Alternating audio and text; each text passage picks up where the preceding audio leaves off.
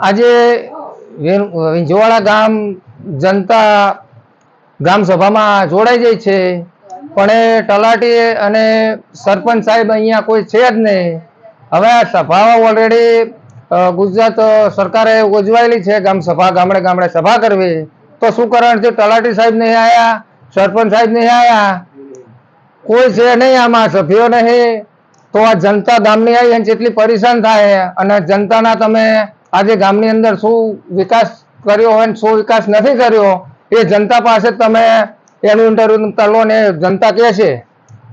ગટર લાઈન છે, રોડ છે, પાણી ભરાય છે, જે અવાડો હોય એની અંદર પાણી નથી મળતું, તલાઈની અંદર ધોવેવું નહીં, કોઈ આરો નથી. એટલે આ બૈરા તમતાર છે, તમારે ઇન્ટરવ્યુ આપો. ગામમાં સ્ટેટ લાઇટો નથી ગામમાં, તો આ કરવાનું કોને? આ બધા ચૂંટણી લાવે, સરપંચ લાવે છે, તલાટી, જવાબદારી કોની આવે?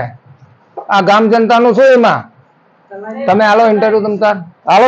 ગામ માંડલ તાલુકો, આજે અમે બધા બૈરા ભેગા થયા, સભા યોજી, પણ કોઈ તલાટી હાજર નથી કે ક્યાંય સરપંચ પણ હાજર નથી.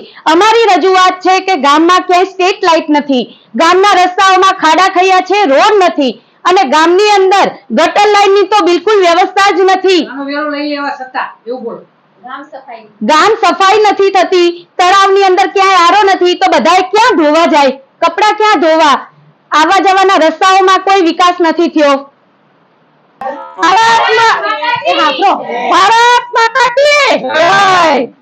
અમારા વિજવાડા ગામમાં કોઈ સગવડ સુવિધા કશું જ નથી. રસ્તા ખૂબ જ ખરાબ છે ને પાણી ગટરની કોઈ વ્યવસ્થા નથી. પાણી તળાવમાં એટલું ખરાબ છે કે નાવા જાય તો માણસ માદું પડે તેમ છે, અને પવાડો ફરતા નહીં. ગામની પબ્લિક એટલી બધી પરેશાન થાય કે ના પૂછો વાત. અને લાઈટો તો રાતે જયારે જોવો તો અંધારું, ચોરને ચોરી કરવાની મજા આવી જાય એવું છે. ભારત માતા કી જો હું એમ કહું કે અમારા ગામમાં નાઈ ધોય એવું નહીં, બોરિંગ ચાલુ નહીં, તલાઈમાં પાણી સારું નહીં. અમારે નાવું ધોવું ત્યાં ઘરે નાવી તો અમારે ઝઘડા થાય. અમારે થાય શું કહો સાહેબ? અમારે નાય એવું નહીં, અમારે નાવું ધોવું ત્યાં અમારા બાળ બચ્ચા તલાઈમાં નાવા જાય તો માંદા પડે. તલાઈમાં પાણી તમે ગંદકી આડે રહેવાતું નહીં, ક્યાં નાવી ધોવી? તો પાણી અમારે બારે લોટો ઢોરે એવું નહીં. અમારે કરવાનું શું? અમારે ઝઘડા એવા થાય બહુ. ગટર લાઈન ની અમારે જરૂર છે, ગટર લાઈન મોકલો, રોડ તૂટી ગયેલા છે, અને અમારો ભરતા નહીં, બોરિંગ ચાલુ થતો નહીં, અમે નાવી ધોવી ક્યાં આગળ? તો હે નહીં સરપંચ નું, ગામમાં સરપંચ જ નહીં. એમ જ માનવી છે, ગામ એવું જ માને કે સરપંચ નહીં. જે કોઈ પંચાયત જ છે. આજે અમારા ગામમાં તલાટી નહીં, સરપંચ નહીં, તો અમારે શું કરવાનું? અમારે બૈરાને ક્યાં જવાનું? પાણીનું ઠેકાણું નહીં, મીટિંગ ક્યાં અમારે કરવા જવાની? અમારા છોકરા નિસારે જાય તો ગાળામાં ખૂચી જાય છે, તો અમે બેસન મેળવા જવું પડે છે. તો અમે ઢોરા માણસો વાળા, મજૂરી માણસો વાળા ક્યાં જઈએ? તો એનું થોડુંક વિચાર કરો. અને નહીં બોરિંગમાં ઠેકો, નહીં ગટર લાઈનું, નહીં આપણે ફોક્સ મેળેલા, તો અમારે અંધારા નીકળવું હતું કેવી રીતે નીકળવાનું? આજની કોઈ મોર થતા નહીં. બૈરા શું કરીએ? પાણીની લાઈન જાણતા તૂટી જાય, ધનકી પાણી આવે તો પાણી એમાં કેવી રીતે પીવાનું? મારું ગામ વિંજવાડા, અમે માલધારી માણસો છે. અમારા ગામમાં પાણીનો બહુ ત્રાસ છે. ઢોરા પાણી પીવા ચા જાય, તલાઈ મેં પણ કઈ સાર નહીં. બરોબર, ગમે એટલું ગામમાં તમે પૈસા આપો પણ કઈ સવાર થતી નહીં. આ ગામની અંદરમાં પેલા અમે 10 વર્ષથી એક જ ધારા આર્યું પાણી, અને નાવા ધોવાનું સગવડ પુલ નહીં. અમે માલધારી માણસો, અમે વેરા કવેરા સાણ વાસેંદા કરીએ, ત્યારે નાવા ધોવા જઈએ. તલાઈમાં નાવા જઈએ તો તલાઈમાં પાણી સારું નહીં, તો ગામમાં નાવા જઈએ તો ગામમાં કઈ સાર નહીં. તો અમે નાવા ધોવા ચા જઈએ, અમારા બાળ બચ્ચો પાણી પીવા માટે તરસે, વાસડું અમારા તલાઈના પાણી પણ પીવા નહીં હારા. તો અમે રસ્તામાં જઈએ તો છોકરાઓને નિહાળમાં અમે તેડીને મેલવા જવા પડે, તાણે નિહાળ ભેગા થાય. રસ્તામાં હારા નહીં, એટલે નહીં અમારા ગામમાં સરપંચ નું કોઈ ઠેકાણું. ગમે તે વસ્તુ થાય તો સરપંચ માથે રાખતો નહીં, અને સભ્ય પણ કોઈ અમને સાથ આપતા નહીં. એટલે અમારા માલધારીનું ગમે તે કરીને પેલા અમારા પક્ષીઓનું પાણી કરો પેલા, પછી બાકીની વાત. અને અમારા માર્ગ હારા કરો, કરો. ભારત માતા કી વંદે.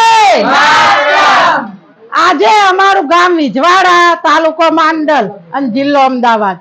અમારા ગામમાં આજે ગામ સભા છે. એ સભામાં અમે બધી બહેનો ભેગા થયા છીએ, કારણ કે અમારા ગામમાં મોટો પ્રશ્ન પાણીનો જ છે. પાણી પૂરતું ગામમાં મળતું નહીં, કોઈ બોરિંગનું ઠેકાણું નહીં. ઘણીવાર 15 દિવસે 20 દિવસે બોરિંગ પણ બગડે અને બંધ થઈ જાય છે. અને ગામમાં પાણી મળે નહીં તો પાણી વગર સેજે બહેનોને ચાલે નહીં. તો પાણી તો અમારે પેલું જ જોવે, પાણી વગર સેજે ચાલે નહીં. ગામમાં ગટર નહીં, ગટરનું કોઈ ઠેકાણું નહીં. ગામમાં રોડ રસ્તા નહીં સારા અમારા ગામમાં, અને તલાઈનું પાણી પણ સારું છે નહીં. તો અમારે પાણી તો પેલા બહેનોને રોજિંદી જરૂર છે. તો રોજ અમારે પાણીની જરૂર પડે, તો પાણી વગર અમારી બહેનો કંટાળી જાય છે. અને અમારા ગામમાં રોડ રસ્તા અમારા સારા છે નહીં. અને ગામમાં અમારે રાતે લાઈટ જોવે, તો ગામમાં લાઈટ નહીં. લાઈટ વાળા ઉંમરલાયક માણસ ખાડા ટેકરામાં હાલતા હાલતા પડી જાય ને હાથ પગે ભાગી જાય છે. ગામમાં બીજું કે ગાયોનો ત્રાસ, ગાયો ગામમાં રખડતી ભભરતી ગામમાં રખડતી હોય, અને એ અમે કંટાળી જઈએ ગાયોથી ને. એટલે અને અમારે પાણીના ત્યાં અમારા ખાડા હે, ગટર લાઈન નહીં. તો પ્યાલી તો અમારે ગટર લાઈન ની જરૂર છે. ગટર લાઈન હોય તો અમે ઘરે પણ કપડા ધોઈએ. અમારે ધોવાનો પ્રશ્ન છે, રોડ નો પ્રશ્ન છે, લાઈટ નો પ્રશ્ન છે. એટલે અમારે જરૂરિયાત છે. હવે અમને સરકારને અમને એમ છે કે સરકાર કઈક અમારો આ પ્રશ્ન હલ કરશે. એટલે અમારા પ્રશ્ન માટે આ સરકારની જવાબદારી છે. આજ અમે ભેગા થયા એ ગામ સભામાં, અને હવે અમારી બધી બહેનો ગામ સભામાં કાયમ આવશે. અને માંડલ તાલુકામાં અમારી મીટિંગ થશે. એટલે આગળ પણ અમે આવશું. એટલે આના માટે કઈક અમારો નિકાલ લાવો પાણી માટે પેલો પ્રશ્ન. અને સરપંચ નહીં, સરપંચ બહાર જ્યાં હે તક બસ, સરપંચ અમારા છે જ નહીં. કોઈ અમારા ગામમાં કોણ તલાટી હે, તલાટી ને કોઈ ઓળખતા નહીં. અમે તલાટી અમે અધિકારી કોઈ આવતા નહીં. તો અમારે કોને કહેવાનું અત્યારે છે જ નહીં મીટિંગમાં. તો અમારે કઈ રીતે મીટિંગ જાતે કરવાની? કોણ અમારો પ્રશ્ન હલ કરે? માટે અમારો પ્રશ્ન હલ કરવા માટે સરકાર જવાબદાર છે, અને સરકારને જવાબદાર ઠેરવવાની છે. નહીં ઠેરાવે તો અમે પ્રશ્ન હલ કરવા માટે અમારી બહેનો અમદાવાદ તાલુકામાં આવશે. એટલે અમારી બહેનો અમારો પ્રશ્ન હલ કરવા માટે સરકારનો જવાબદાર છે.